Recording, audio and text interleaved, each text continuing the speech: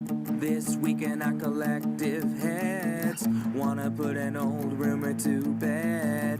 Stereotype that you've all heard, how we're all just angry video game nerds. Most of us have actual jobs, kids and families and cats and dogs, yeah. This week in our collective heads, this week in our collective heads.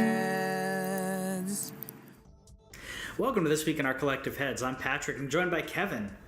Yay! I am here. Yes, and I'm video. I see Patrick and he sees me, and it's wonderful. It's pretty cool. And if I look up here, I can see him. So, anyways, welcome to the gaming news. We give you weekly news every single week because that's how weekly works. We want you to follow us to keep up to date with all the gaming news and the stuff that's really good and relevant to gaming, which is probably the best hobby in the world, next to whittling. Whittling's a pretty cool hobby. Ooh, and if you do the what's the thing with the spinning? I've done it. You spin the wood, you spin the wood, and then you carve it. Patrick, shut up. We're here to talk about gaming. So this weekend, if you're watching us live or if you're catching this like in the first day or two, this weekend is a great weekend for free games. We have Halo 5. We have Final Fantasy Dissidia NT, which is brought up from it was portable before. I think it was on the PSP I think it was PSP because I hadn't seen it on Vita. Like you can play. Anyway, Final Fantasy Dissidia NT is like a fighting game with characters from all of the Final Fantasies kind of mixed and matched and thrown in all there together, and that's really fun and exciting because I especially like. If you win as Kefka, he'll be like dun da da da da da da da, and yeah, like that was hilarious when it happened when Prompto did it in Final Fantasy 15, and it's just as funny when Kefka does it in this game. So that's something that's up, and if you're following us on Twitter, then we're telling you about all these things. Yeah. Also, Halo 5 is completely free this weekend. Like you could go through all the way through the campaign, and again, this is something that is really awesome, and I appreciate that they're working on this. Especially with Halo 5. Halo 5, they took out split screen, so the sales of it just tanked because of that. We actually want split screen. We like split screen. Yeah. We like to sit and play with other people physically next to us. A lot of people, either couples or they're just friends in real life, and they like to actually hang out and order pizza or Chinese or whatever you like. I think that having this free is pretty great because I haven't played it because of that reason, and I'm hoping I can download it and play it in time before it goes out. We'll see if I can make it happen. But we had I want to skip the Nintendo news right now. Okay, but the last thing I did miss this one. Dragon Ball Fighter Z. Okay. Or Fighters, like I don't know how that gets pronounced, but that was also free up until like I think Sunday afternoon. So gotcha. Again, follow us on Twitter and we will let you know about all these things because I think they're really cool, and I like the idea of being able to do that. And Dragon Ball Fighters and Dissidia are coming out in the next couple of weeks. Halo is obviously an older game, but I mean it's still cool because they're looking to expand that. And from what I understand, the multiplayer is really amazing. Like the campaign had its issues, but the multiplayer is just really, really impressive. Yeah, that's why you got to follow us on Twitter because this stuff is really time sensitive. It's very you gotta jump in on it. So especially because you have to download the game and then play it. You can't just jump in. It's not like a browser game. Yeah, and you should also. Last one, and then I swear I'll let us get to the next topic. But the last one is that there's the final Monster Hunter World beta coming out next weekend. I think Correct. It's the 19th or something. And so, yeah. We've both played that. We both really enjoy it. We both intend to buy it. Yep. Because it's really good. It's a lot of fun. There's a couple of benefits that come into the main game. Mm-hmm. I'm not going to be playing it this weekend because I'm done with betas and demos and samples. I want the game. This is one of those series that I've watched for a long time and I've been excited about. But like, I'm just ready to play it. Yeah, it's a great series. I've enjoyed it. It is a little grind heavy, but to me, it's always been fun. The grinding isn't too hard. I mean, grinding out like different ingredients and stuff, it's not too difficult. And the community online is going to help that a lot, which it didn't previously. So, and we'll be part of that. What I was going to say is Nintendo had a direct earlier this week, however you want to say it. And I want to save that till later. Okay. Which means I need to save that next piece of news that we have marked until there. I want to talk about it. But it's my favorite piece of news of the week. So you have to stay tuned for the end of this podcast / main quest on YouTube. You have to watch the main quest video that comes up on YouTube as a separate video, because I want to talk about that later. It's Dark Souls Remaster coming to Xbox and Switch. Spoilers! Don't do that because you're dropping. How excited we are about it on the other video. Very excited about it. So Dark Souls spoilers, and so let's skip that for now. We'll talk about Grand Theft Auto 5 breaking their record, their concurrent player record, 4 years after the game came out. I think this shows that if you have a good online community, if you continue to give them things to do, then they will keep playing your game. And Grand Theft Auto, what they've done is all of the DLC has been free. They've gotten their money off of shark cards and other things that you can buy in the game, but they've continued to put out heists and other activities to do for free. And because they did that, they've kept their player base going. They keep people playing and keep people feeding them money. So this works. Right. And I hate that it works though, because they were going to continue single player stuff for Grand Theft Auto, and they're like, oh well, we're concentrating on multiplayer, and multiplayer's made them so much money now that they don't have a reason to go back to single player. And that's counterpoint. Sad. Yeah. Counterpoint. So you do need to be like, it is part of GTA Online and everything, and you do need to participate with other people and things like that. Yes. But they are actually putting stories into the heists now. Yes. No, that's true. And so as far when we usually talk about single player content, we're saying, oh, it's multiplayer content, there's no story there. But GTA Rockstar has been working on this to make it a thing where it can be story and multiplayer, and so yes. I do want to give them a shout out for that, because that is really cool. It's a thing that they just keep doing, and they keep giving back to the community, and the community keeps growing. And correct. And I love it. I think the only real threat to this is Red Dead Redemption Online, which is surely going to be part of that, because this has been like a major cash cow for them. I'm going to play Red Dead Redemption Online. I mean, I love Red Dead. Yeah. It was probably one of my favorite games to come out in the past 10 years. There's a handful of games that have withstood the test of time that if I go back and play them, I continue to have fun. Dark Souls, all the Dark Souls games, the Soulsborne series has continued to do that. And Borderlands continues to do that, where it withstands the test of time. I can go back and play it, and I still enjoy myself. And Red Dead is the exact same. Absolutely. Yeah. Absolutely. So we talked about Halo a little bit earlier in regards to the free Halo 5. But we've had an update about the Halo TV series, which was announced 3 years ago, maybe more, that Steven Spielberg's supposed to be executive producing, and they said yes, it's still in very active development. Yeah. I don't know how very active it could be this far in. They don't have that much to design. Design's already done. Stories, mostly like the overall story and world building, is done for them. You just need a good script. You need to greenlight that script, and you need the scripts of the overall story arc and everything. Yeah. So very active development to me means maybe they've still got people who are discussing the overall story and, like, you know, what arc they want to take with it and everything. They're not in production. So yeah, it's still a setup kind of thing, and so they're still. I assume there's someone who's toiling away, and they have to be in a basement though, right? Yeah. Like they haven't gotten above ground yet, and that's the thing is like, I write various I write my own headlines for this that kind of tell Patrick where I'm standing on this. Yep. And so what I have for this is I have a link to the article, and then I have file under I'll believe it when I see it.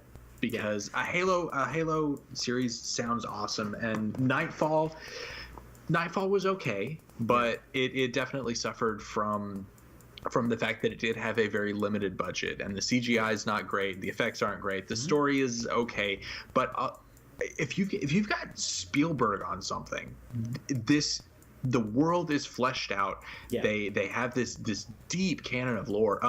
When Halo 5 was about to come out, and they had that series of podcasts that was like set within the universe, and it was like telling a story of these characters within that universe. That podcast series, I forget the name of it, but highly recommended. Yeah. Like it was really, really fun to like listen and hear them talk about John. Yeah. Master Chief. Yeah. But like where he came from and the sacrifices that were made to bring that to life, and it was really amazing. Yeah. So we think that this could be an amazing thing, but until it actually comes out, or until we see something more solid than somebody saying, "Oh yeah, that's definitely still going." How about somebody's stills? Yeah. Anything. Something. Yeah. So anyway, allegedly that's still going. We're not really sure about it. So let's move on. We'll see what happens. So we have coming out on January 17th, Fullmetal Furies is coming out, which is a really cool brawler. Yes. I almost said furries. I want to see Fullmetal Furries. Fullmetal. Yeah. I was just making sure that I had typed it correctly. Oh, you typed it right. I just wanted to say furries. Okay, so just as a heads up, and I just want to briefly say this: news is back. We have news, we have release dates, and some of those are going to be a lot of those are going to be in the Nintendo Direct that are coming, because there were a lot of release dates for Nintendo Switch and other platforms that we just didn't have yet, and they chose to put that onto the Direct. But this one is coming out January 17th, so like a couple of days maximum from whenever you're watching this. And this is the Rogue Legacy creator, and he's been working on this, and it's a brawler, and it's like you got these mini chibi / guys, and like all the different Furies are they have different abilities and they have different specialties, and it really looks like some insane fun. And it's couch co-op or remote co-op, and we love those. Like those are some of our favorite things, is like being able to sit down next to somebody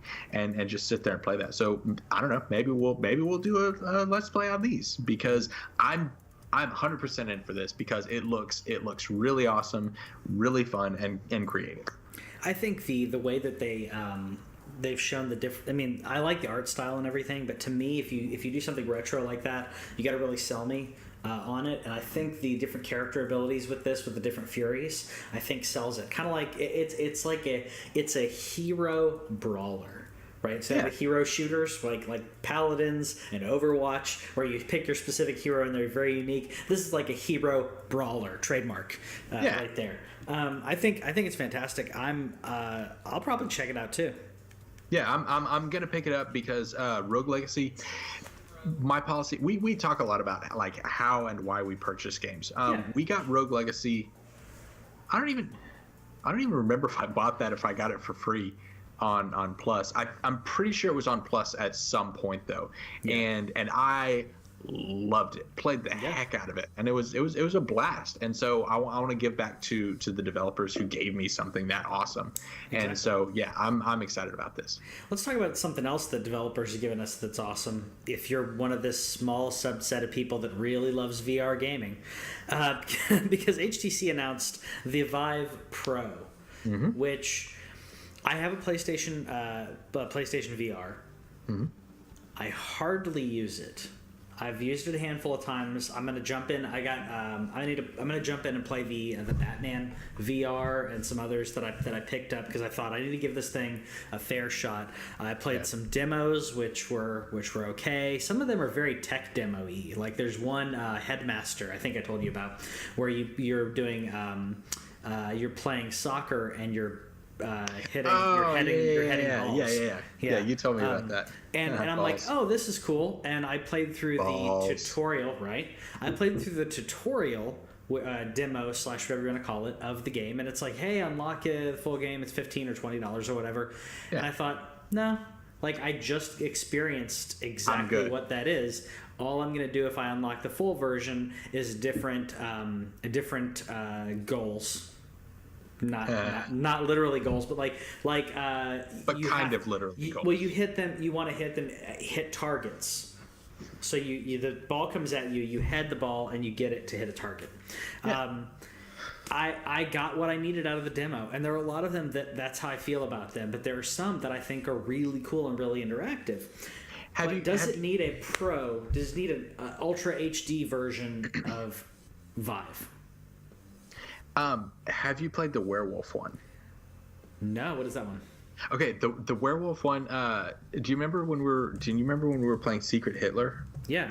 Okay, so this is kind of like that, and you're sitting around and you're chatting with people who all look like people, but somebody's a werewolf. Because we played werewolf with at Chris's bachelor party. Is it like that? It's like Secret. Cass and all of us. Yeah.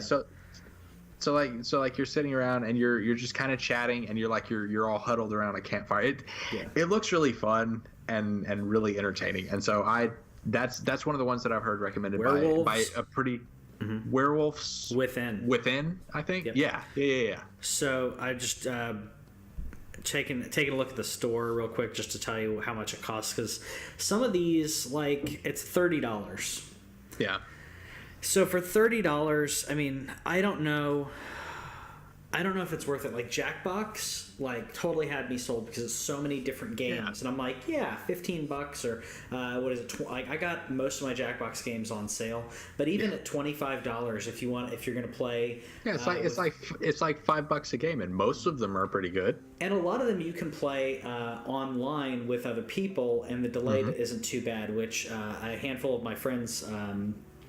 Ben and a couple other people will regularly say, "Hey, I'm playing Drawfill or whatever," and not Drawfill. I can't remember which one. He plays one regularly and sends out like a link, saying, "Hey, here's the game room."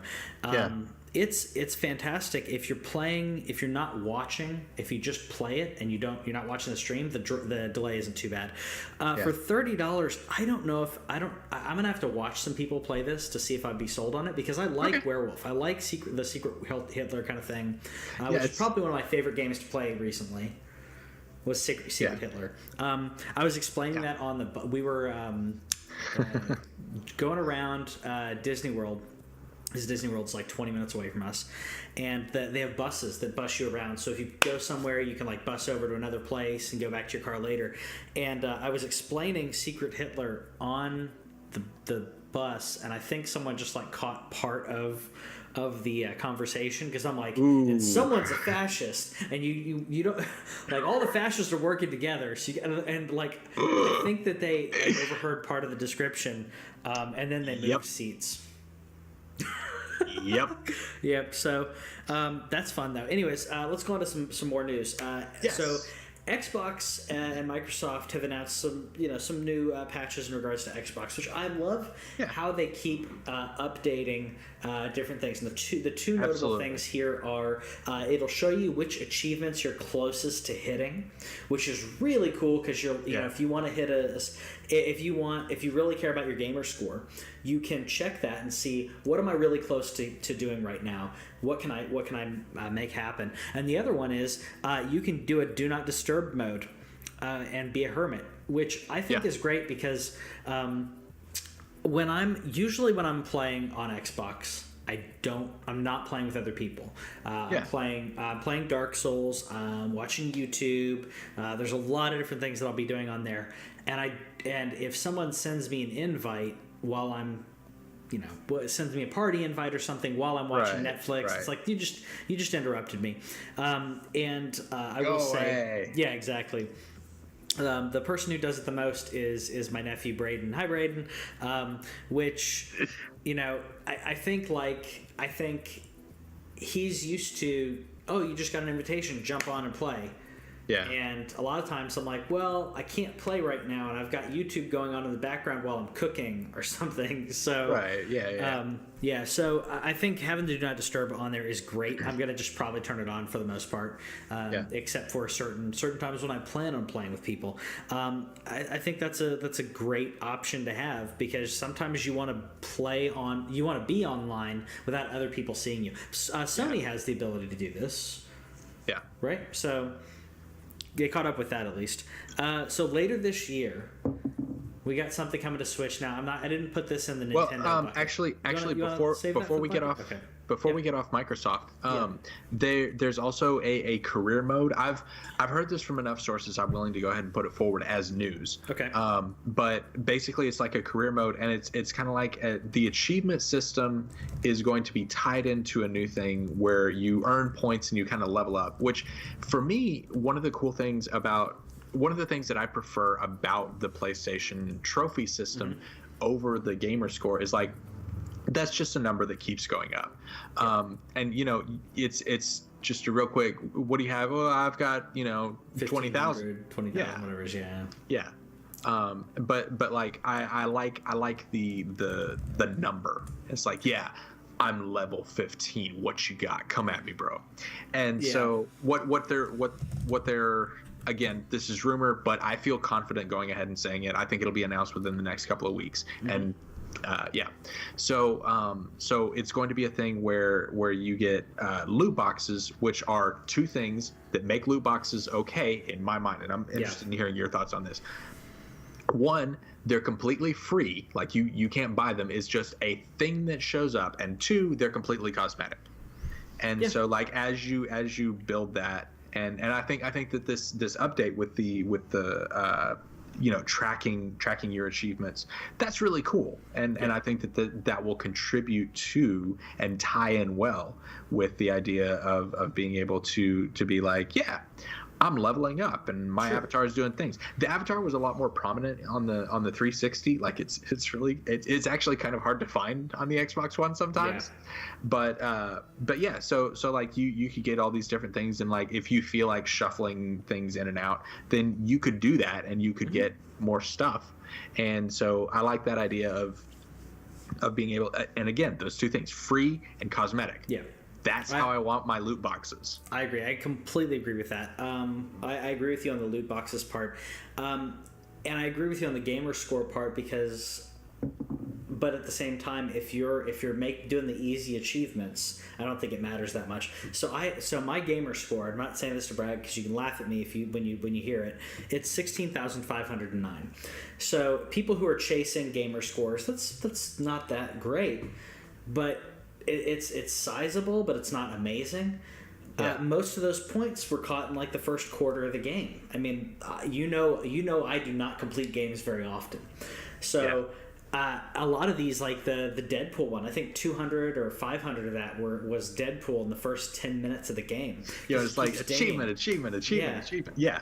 And I think that if you look at my score, some like I've seen people on like online, younger people who have a more limited budget, and they go, "Wow, your gamer score is amazing," and you see someone who plays games 30, 40 hours a week, and they're like, oh, what do you just play Skyrim or what? Like, like they think, oh, well, you just only played a handful of games. Or you're casual. I think that I like PlayStation's ability to look in and say, how many platinums? How many platinums? How many gold? To me, platinums. Do you have the platinums for Binding of Isaac? No, I do. You do, yeah. See, that's when you can really look and say, oh, this person's a fan of Dark Souls. Did they platinum Dark Souls? Yeah. Or Cuphead. Shout out to Shuhei, because Yeah. Shuhei platinumed Bloodborne because he's a boss. Yeah. I love that, man. I love it. But yeah, I like that piece of it, because then it's not just a number. You can literally look into a game and be like, not percentage wise, what did they do? It's like, no, I want to see, did you platinum this? Did you like Cuphead? Did you do all the things? Did you finish all of Cuphead? Or did you just beat the game? Or did you actually do everything? So I think that's pretty cool. So later this year, and I was going to put this in with the Nintendo news, but it wasn't part of the Direct. So I'm going to separate it. The Legend of Bumbo is coming out to Switch this year, which is great because it needs to be on a mobile platform, on a handheld platform. Absolutely. And this is the place to have it. Binding of Isaac is one of my favorite games to play on Switch, and Bumbo's going to be probably up there as well. And it's a fun like the nature of like the way that a lot of people play mobile games is like the match 3 whatever, and this is like it's a matching game with a story, with like, it's just got a bunch of stuff thrown in there, but it seems like something that'll be a lot of fun to pick up and play for 10-20 minutes, 5 hours. I mean, that's how it is with me and Isaac, is like, I'll be like, oh yeah, I'll do a run. And it's you know, that'll be less than an hour. It's fine. Yeah, mine are literally like 10 minutes to 15 minutes, maybe 20. Little short runs, because you can do that on there. Also coming out to Switch, Darkest Dungeon, coming out January 18th. So just a few days from now. Very happy about that as well. Another great indie game that showed how, you know, a good game mechanic and an interesting take on previous mechanics can work so well. Darkest Dungeon's very unique. If you guys haven't played it, if you follow the show, you probably have heard us talk about it. But the idea of a dungeon crawler with these different heroes that you can not only spec out but level up, and then if they die, they're dead, and you got to find another. If you want a new, plague doctor, you better hire a new plague doctor and level them up, because yours is gone. And it's a plague doctor's a girl. I said level him, her up, you know what I mean. Level it up. What, Patrick? Girls are people too. They are people. So on our next, what gender neutral noun can I use? Level them up, yeah.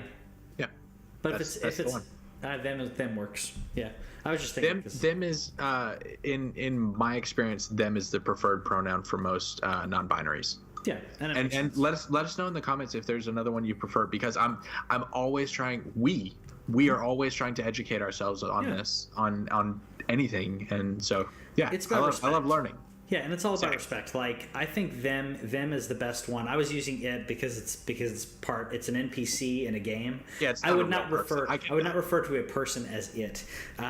No, I think them works the best because it's already part of the vernacular of it's already part of the language. It's already part of, as opposed to coming out with, there were other unique ones that people were trying to make it to the forefront, and it's just easier to use a word that everyone's already used to, especially that one. It works perfect. Also, y'all, if you're y'all Southern, is great. So, if you're Southern, y'all. If you're up in the north, like in Indiana, yuns. See, yuns. I know use because of Use Futurami. is northeast. Use guys. Use guys. That's very northeast. So more north, like not really Midwest, but like there's some really interesting vernacular up in Indiana and Chicago and those areas. And yuns, if you're in like the country. Yuns. Huh. Yeah.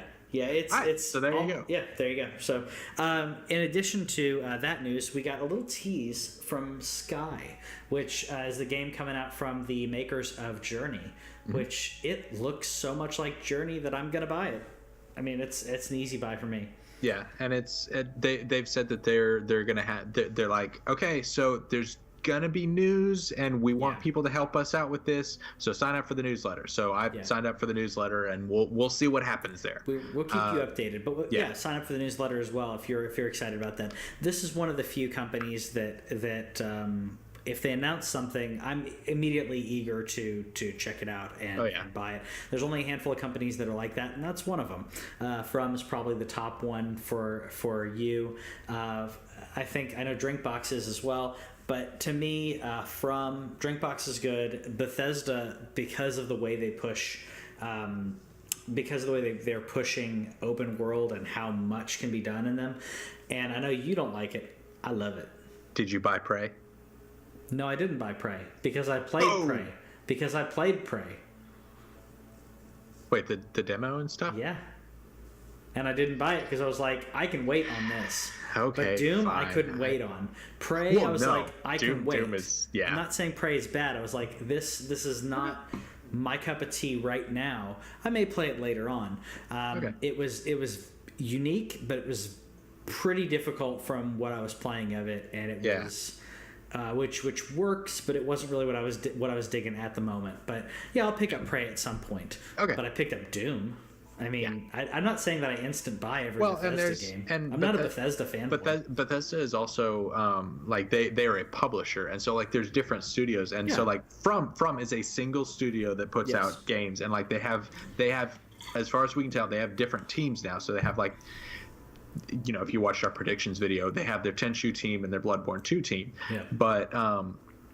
But Bethesda is a publisher, and so they have all these other ones underneath them. So they have like the Wolfenstein and the Fallout / Skyrim team and the Prey, and like they have all these different ones. Yeah. But like the Bethesda studios, like Bethesda actually making them, and I think that's what you were talking about is Fallout and Skyrim. Yeah. Like those games are just yes. Yeah, it's instant buy for me. They may be buggy at the launch, but there's so much to do, and it's so like I've not been let down. Fallout 4 was as closest to a letdown as I had. I thought that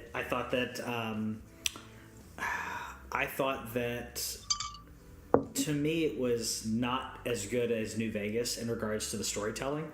I thought there were some unique characters, like Nick is one of my favorite characters of all time, but there's a lot of characters in there that I'm like, it doesn't have the same quirk to it as New Vegas. New Vegas has some hilarious stuff going on in regards to the radio and other bits. Like Rhonda on New Vegas is one of my favorite things. There's a super mutant who has his own radio show, and he's talking to himself. Awesome. And he has these two different voices going on, but he's actually talking to himself. So if you're listening, that does sound kind of fun. And because if you're listening, you think like it's this like kind of zany, weird super mutant radio show, and you realize he's actually talking to himself in these two different voices.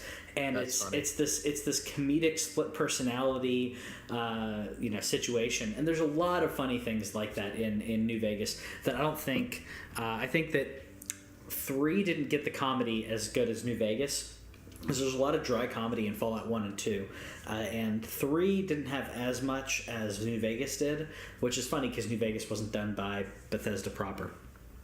But anyways, that's it for the news this week, except for the main quest. If you want to talk about no, it's not. There's more stuff that came out after the Direct. So if you scroll down, Patrick. So apparently fictional planes are being delivered to Norway, according to the President of the United States. He announced, I think on Thursday, that we were sending B-53s to Norway. I love those B-53s. That is not a real plane. What? It's one more than a B-52, so it must be better. Yeah, clearly. Yeah. But yeah, so he announced that we were sending B-53s and that they had been delivered to Norway, and I thought that was pretty entertaining. It makes me laugh. It makes me laugh for 2 reasons. 1, the Call of Duty reference. 2, like there's a small chance that there is a B-53 that the Air Force has, because there is a lot of technology. We don't want to tell everyone what we have, which I understand that for security purposes for the nation, that's fine. But this is not a thing. No. Yeah. And so. yeah, it was mostly just amusing. It was probably just a slip of the tongue. I think we were sending them 53 planes, and so he said the B-53 or the F-53 or whatever. But it was pretty funny because it exists in a fictional world. And so yeah, we're delivering Call of Duty planes to Norway. Wait for them. You'll have to pay $5.99 each. Well, Thousands. Trump exists in a fictional world as well, so. So next up, we've got Assassin's Creed Rogue. Yeah. I thought the game that hardly anyone played. This. The game that hardly anyone played. Rogue was the one that came out when Unity came out. Mm-hmm. So Unity came out on Xbox One, PS4, and then Rogue was like, oh, we're going to put that out on the previous generation console, so not a lot of people played it. So we're getting a remaster on the 20th. I believe Rogue was already backwards compatible, but yes, now we're now getting a remaster of it, which is great because I love all of the Assassin's Creed games, and to me this is a great, when you get a remaster or backwards compatible. To me, I think that it continues the health of a game, to continue the longevity of a game, but also Definitely. It also allows you to not have to have your Xbox 360 or PS3 hooked up anymore. Yeah, which is great. That's very cool because every month, whenever it's time to fire it up and download the free games for PS Plus, I'm like, oh. So there goes the PlayStation 3. Whitney's looking at new entertainment centers, and she was saying, we want to replace ours. We've had ours for like 8 years or so. It was dinged up when we got robbed, and we're like, all right, well, let's invest in a new one.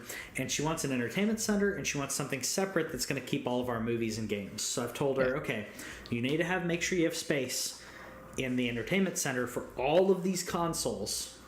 And you need to have space in the other hutch, whatever you want to call it, whatever it's going to be.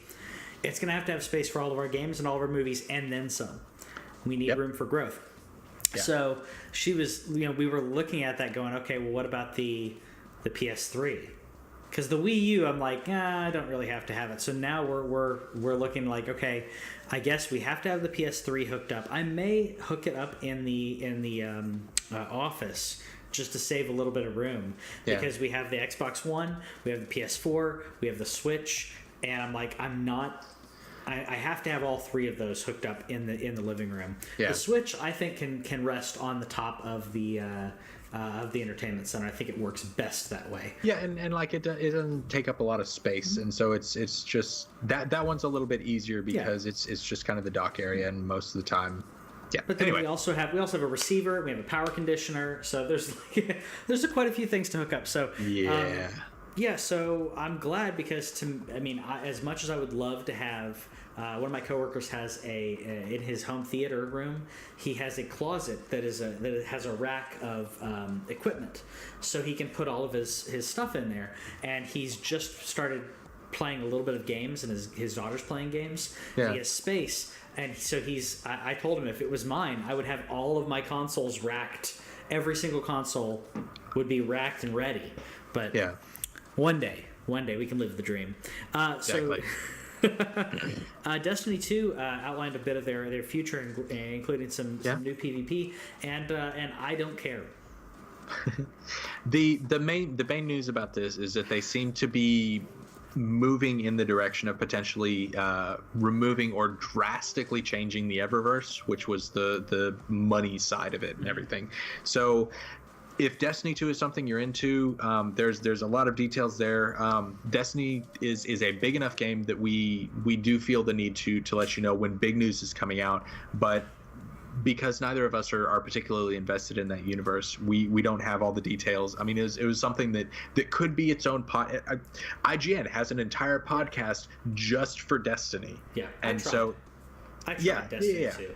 Yeah, I got you. I liked Destiny. I tried Destiny 2, and it may have more story, but the environments suck. And the end game content really fell flat. But basically, the point of this news is just to let you know that there's more Destiny 2 news out there. They're still adjusting, continuing with that. So, and then we have a little bit more follow-up news. we last week or the week before we talked about the person there was two people arguing on Call of Duty. Somebody sent a SWAT team to somebody else's house and someone was shot and killed. Yep. So there has been an involuntary manslaughter. Yeah. And which so is the correct charge for that. Absolutely. Yeah. Because like the person tweeted out, well, I didn't pull a trigger. It's like, okay, no, you didn't, but you were still responsible for this person's death. And so I'm really glad to see that, one, they were able to find, and two, that they were able to push forward and prosecute on that, because that is absolutely unacceptable. There are sections of the gaming community that are toxic, and they can stay there. But when it comes out, all of us, I mean, exactly. They give us really a bad name. Yeah, because like when you hear about stuff on the news, like a lot of times when it comes to gaming, a lot of times it is this type of toxic and horrible people that are in the community that make the rest of it look bad. And so I'm glad that this was something that was able to be resolved, and it seems to be moving forward in a proper legal fashion, because there need to be consequences for things like that. Yeah. This is not. We talked about it before. Yep. Unacceptable. What also, in my opinion, is unacceptable is the big old Duke controller from Xbox, the OG Xbox. Not a fan. Not a fan of this thing. I mean, we posted on Facebook. Again, follow us on Twitter and Facebook. We have discussions about this kind of stuff. We like having discussions with you. So we had a discussion in regards to this, and the two individuals that we know who are probably on the larger side in regards to their frame and their hands, the two that weighed in there, Justin and Alex, and both of them said that they preferred the smaller controller. Yeah. So even those bigger individuals who have larger hands, they still didn't like the Duke. No one liked it. I guess a small amount of people. You know what I think it is? I think it's a small set of people who are, some of which are a little more fanboyish. Just saying, they love the original Xbox. Part of it's nostalgia at this point. We're talking about we're talking about 2 generations back console. Yeah, and it was something that was updated like during that console's life, because they actually updated and shrunk the controller. And Captain Redbeard was like, yeah, that was the guest controller. Somebody else can play with that nonsense. And no one wants that. Yeah, Mad Catz came out with a better controller immediately. Exactly, not immediately, but close enough. But but it is at the very least amusing, and I find it. I found it funny. So let us know in the comments if you're going to get one, if you enjoyed that, and let us know in the comments what your favorite controller of all time is. I think the Super Nintendo controller has got to be up there, but the PlayStation, the first DualShock PlayStation, I think nails it for me. It took what Nintendo did well, and it made it better. Added the analog sticks. That's my favorite. But let us know in the comments what your favorite is. Shoulder buttons. Yes, that's exactly right. But let us know in the comments, and we'll talk to you later. Thanks for watching This Week in Our Collective Heads. Subscribe over here and click the bell, and that way you'll know about any new videos that we put up, because we put up a lot of gameplay, a lot of stories from games and stuff like that, and gameplay is down here. Yeah, and you got more editorials and news stuff down here. Check it out.